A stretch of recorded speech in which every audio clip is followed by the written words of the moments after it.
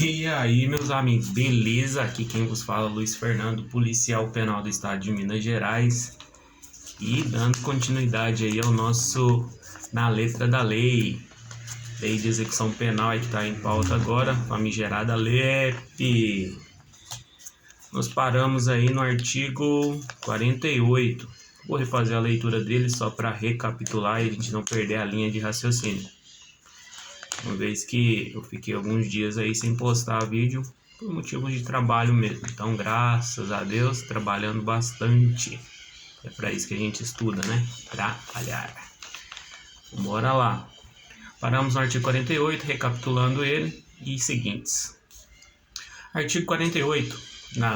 Na execução das penas restritivas de direitos, o poder disciplinar será exercido pela autoridade administrativa a que estiver sujeito ou condenado. Parágrafo único. Nas faltas graves, a autoridade representará ao juiz da execução para os fins do artigo 118. Subseção 2. Das faltas disciplinares. Lembrando que as faltas disciplinares é um rol taxativo. Artigo 49. As faltas disciplinares classificam-se em leves, médias e graves.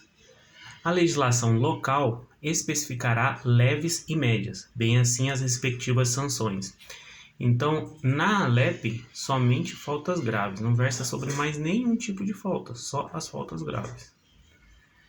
Beleza? Aí as leves e as médias, cada ente federado aí, cada estado vai disciplinar sobre as suas sanções e respectivos punições, tempos, essas coisas aí. E cada estado, quando você for prestar o seu concurso, vai ter a lei dele lá, como se fosse um pedacinho da lei de execução penal, que vai versar sobre faltas leves e médias. Continuando aqui, parágrafo único. Pune-se a tentativa com a sanção correspondente à falta consumada. Isso é importantíssimo. Artigo 50. Comete falta grave o condenado a pena privativa de liberdade que, vamos lá, está enumerado aqui, são 8 incisos. Inciso 1. Incitar ou participar de movimento para subverter a ordem ou a disciplina. Comete falta grave.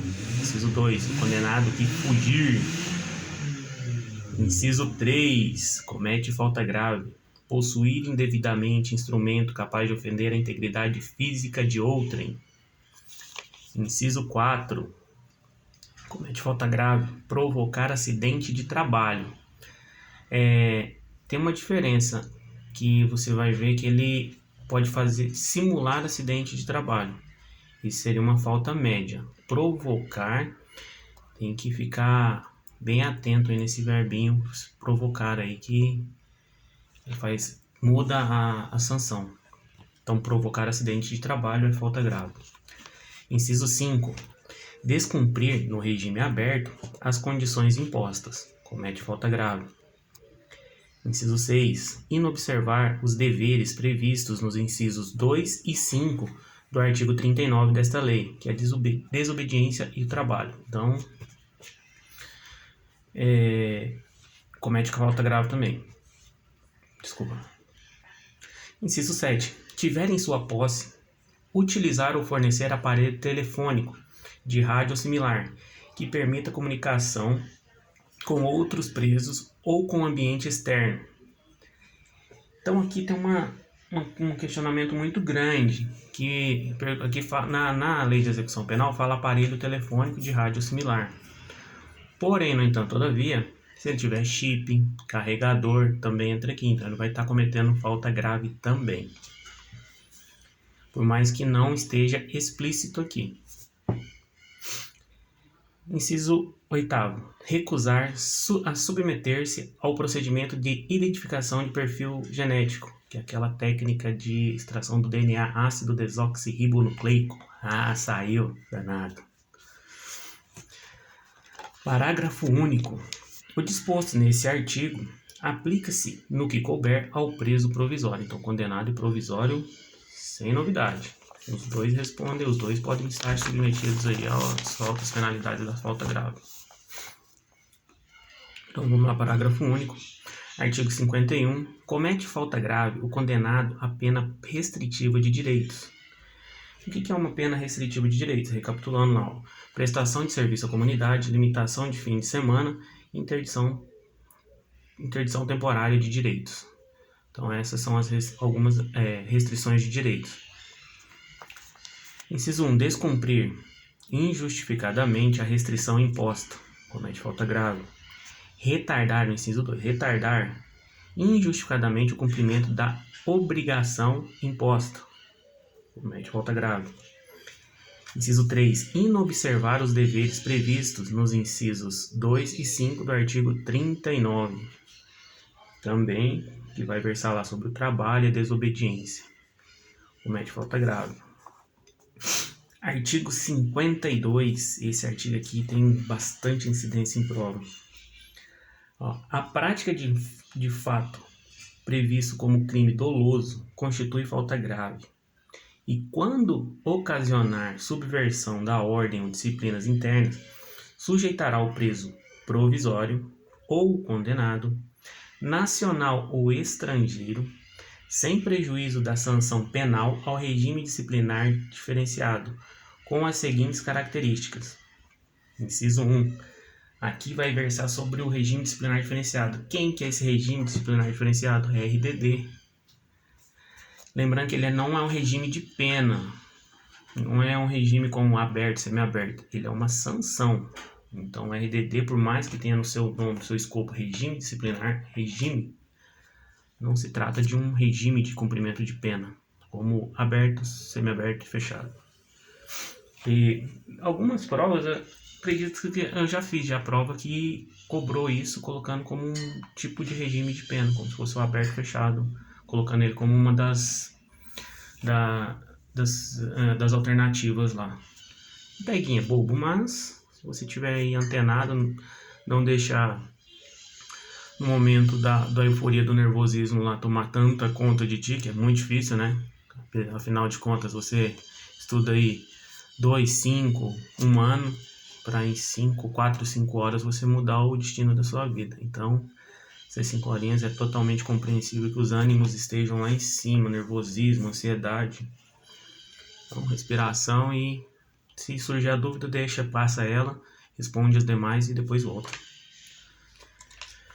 Vamos para o inciso 1 do artigo 52, que versa sobre a duração do RDD.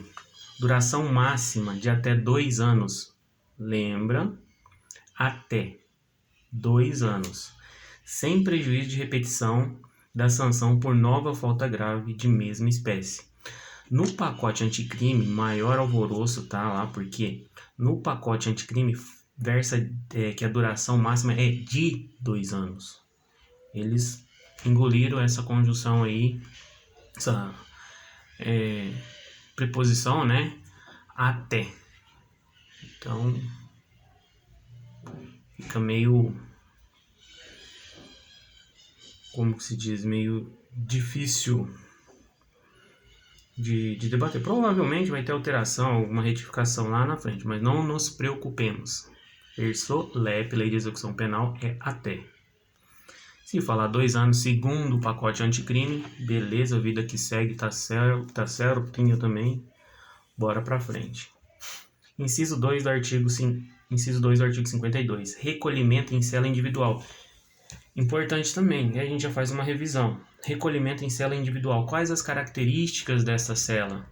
A cela ela tem que ter 6 metros quadrados, provida de aparelho sanitário, lavatório e dormitório. Também ele tem que ter aeração, são também requisitos, né? Aeração, insolação com condicionamento térmico adequado. Então, vamos colocar, segundo a LEP, lembra, a LEP é aquele mundo fantástico, né, de Bob, tudo é bonito dentro de toda a legislação, todo livro ele conta beleza, colocar, escrever fica maravilhoso, como diz um professor aí de constitucional, um cursinho grande aí. Como se diz?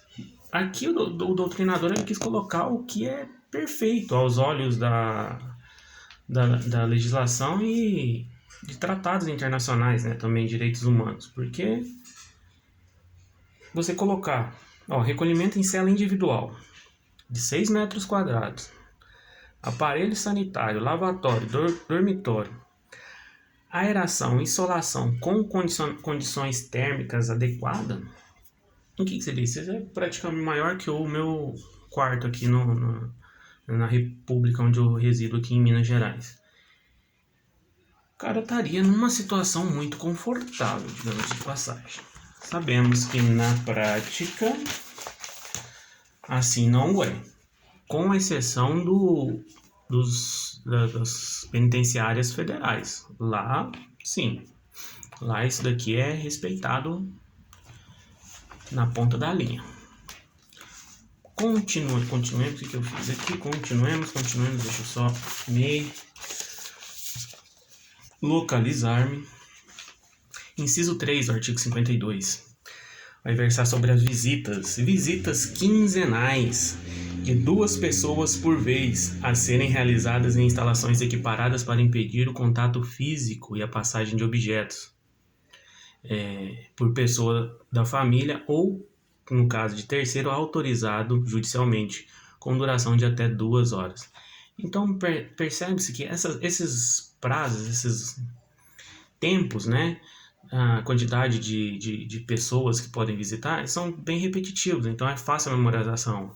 Visitas quinzenais, de 15 dias, 2 pessoas por vez, a serem realizadas em instalações adequadas, sem contato e impossibilitando a passagem de objetos.